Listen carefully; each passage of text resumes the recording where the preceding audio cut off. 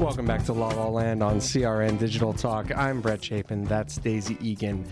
We're here with the amazing Tracie Thoms. Go ahead and give her a call, guys, and give us a call. At 1-800-336-2225. That's 1-800-336-2225.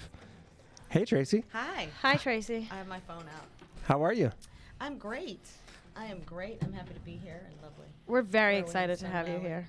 California. Sunland. Sunland. Lovely Sunland, Lovely California. Sunland, California. I've never really been to this part of California. And I'm happy to be here. Well, now with you can say you have. I can say I have.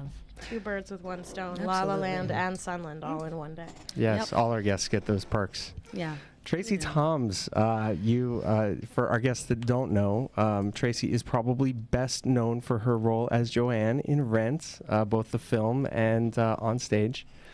And you recently worked on, you're working on Stick Fly right now, right? I You want to was, start I off was. talking about that? Or? Sure. Okay. I just did this play on Broadway called Stick Fly. It was a straight play, written by Lydia Diamond, and it was kind of a really fantastic show about this affluent African American family. Wait, I know those exist? I know. What are you talking Sometimes about? That's we're the- not broke. It's the Brian Gumbel thing I was talking about before. Sometimes. But yeah, and it's basically a weekend in Martha's Vineyard, and race and class collide because I was there visiting my fiance's family for the first time, and my fiance was played by Dule Hill, and his brother was played by Mekhi Phifer. Wow, that must have been tough to go to work Terrible. every day. It was awful. And then so Mekhi Phifer's character brought his girlfriend as well, who happened to be white. So automatically, conversations come up and tensions arise because apparently that's what still happens in a post-racial America. We have to talk about things like that. So yeah, and all kinds of stuff comes out. Secrets come out. Sounds like a great show. I hit Yeah. I hit on Mekhi Phifer once at a party. Really? Yeah. What did he do? He basically ignored me, and then two girls in really short skirts walked by, and like mid-sentence, he just turned around and followed them. Oh, really? Yeah. Oh, that's awesome. Love is love. That's what he said. Love is love. Love is love. Love is love. I felt like such a fool. I was like, I'm dumb. You're But, not you know, dumb. What Guys, can you do? Make sure you call us at 800-336-2225 with any of your Mekhi Phifer stories. Tracy's one of our listeners and audience members, I guess, Steve Banco From Uniontown, Pennsylvania. from Uniontown, Pennsylvania, tweeted us to ask you specifically to tell us what it was like to play Joanne in Rent, and tell us a little bit about that experience. Well, it's a long conversation, but I'm happy to talk about it. I, like many people, stood in line for years and years and many callbacks for Rent in New York City. My first one was, I think, in '97. Drove up, stayed up all night, stood in line from 4 a.m. Wow. till noon. And by the time I got close enough to go in, I lost my voice. Oh, So I lost my, I went away. Like I had a voice, and then I went to speak again, and nothing came out. So I thought that was a sign that Yeah. I was not supposed to sing for the people on that particular day. yeah. So, so then I'm getting tweets. Sorry, I'm getting tweets about us being here. So You went back later? so I went back. They ended up coming to D.C., so I stayed where I was. I stayed put and auditioned, and then auditioned, and then auditioned, and kept telling me to come back and come back and come back, and that lasted for 8 years. Wow. And then finally, I went in for the film. I actually went in for an earlier film version that Spike Lee was directing, and Spike liked me a lot, but thought I was too young. Yeah, Spike Lee was... Spike Lee was going to direct Rent Interesting. at one point, and then fell apart. Let me ask you something about Spike Lee. When you went in to audition for him, did he have his back to you, and was he watching you on the screen? No, he was kind of like, I know there's a camera here. So I was in front of him singing, and he was kind of listening, like looking down, but not really looking directly at me. But what ended up happening was Spike and I went to rival colleges. I went to Howard University, he went to Morehouse.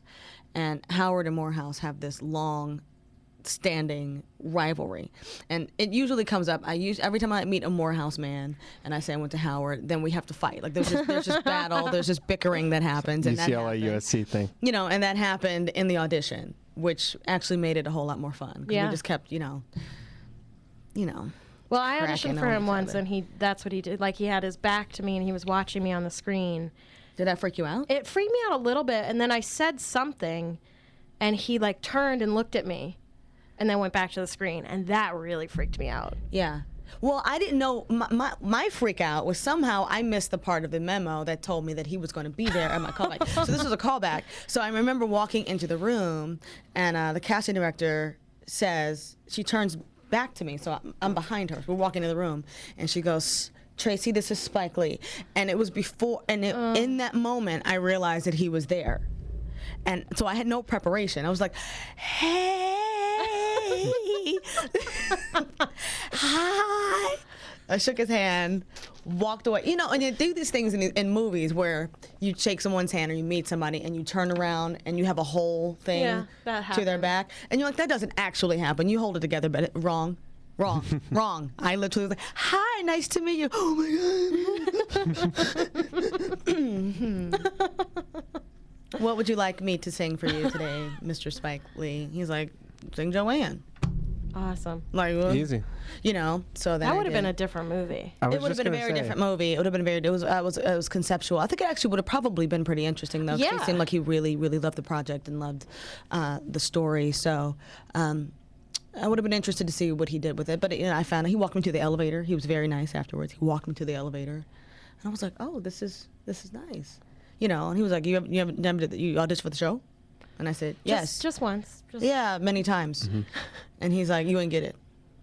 I was like, "No, Spike, I did not get it. You would know about Did it you if I see it had. on the- I resume. did not get it." He's like, "Well, what you audition for?" And I was like, "Joanne." Like what I just Roger. Mind you, then he made me sing "Without You" in the audition as well. He had me sing. Oh, for Mimi? Some Mimi stuff. Oh, sure. He said, "Who'd you audition for?" And I said, "Joanne." He said, "Well, you too young for Joanne. What you gonna be a baby lesbian?" And that's when I knew I didn't get it yet again. I was like, "Oh, okay. Well, I guess that's that." He was gonna apparently he liked me and was gonna put me somewhere in it, but that fell apart. And then I went audition a couple more times for the play, and they kept saying, "You're gonna do this play. You just have to find the right." Combination. I was like, you know what? Forget it. I don't even want to do your play anymore. I don't even know if I like it anymore. How about that? Maybe I don't want to do an AIDS musical anymore. Maybe I'm over you.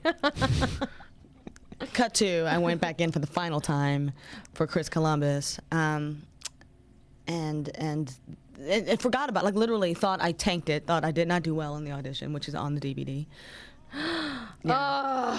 It's on the DVD. Did you approve that? Or you must have signed a release? Yeah. I thought I was terrible. I thought it was terrible. Boy, were you wrong. I thought it was terrible, and then just completely put it on my brain completely and forgot about it, and then suddenly booked it like a month later. Have you gone back and watched it, and are you like the audition and still you're like, that's terrible? Or are you like, oh, okay, I guess it wasn't? No. I have looked back at it, and I'm like, you know what? Maybe it didn't suck as much as Well, I it thought. clearly didn't. I thought it sucked. Guys, make sure you give us a call at 1-800-336-2225. That's 1-800-336-2225 to talk to the amazing Tracy Toms right here on La La Land. And, we're going to be back to talk to you a little more, Tracy, Okay, great. on La La Land with Brett and Daisy on CRN Digital Talk.